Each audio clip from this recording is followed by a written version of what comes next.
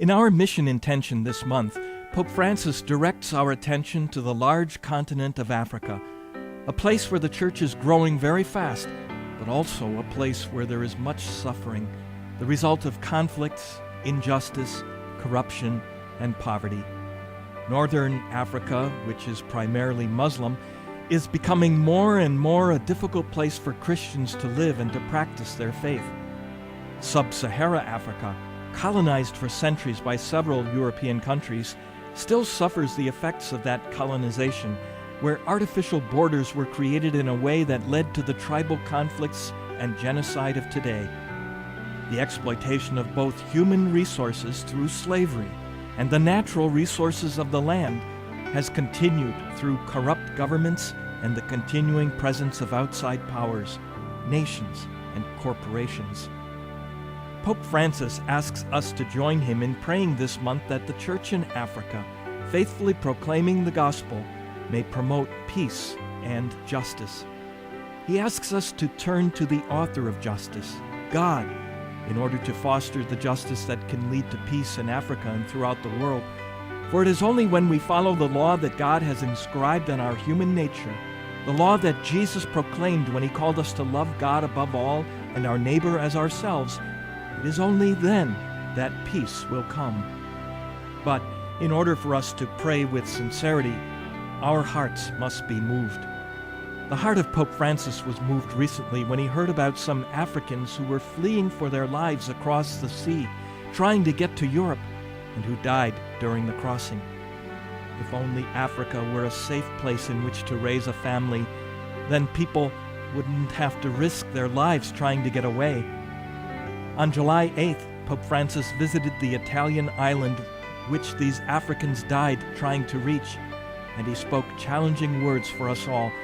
He said, "Adam, where are you?" This is the first question which God asks man after his sin. Adam, where are you? Adam lost his bearings, his place in creation, because he thought he could be powerful, able to control everything, to be God. Harmony was lost. Man erred, and this error occurs over and over again also in relationships with others. The other is no longer a brother or a sister to be loved, but simply someone who disturbs my life and my comfort. God asks a second question. Cain, where is your brother? The illusion of being powerful, of being as great as God, even of being God himself, leads to a whole series of errors, a chain of death, even to the spilling of a brother's blood. Adam, where are you? Where is your brother? These are the two questions which God asks at the dawn of human history, and which he also asks each man and woman in our own day, which he also asks us. But I would like us to ask a third question. Has any one of us wept because of this situation and others like it? Has any of us grieved for the death of these brothers and sisters?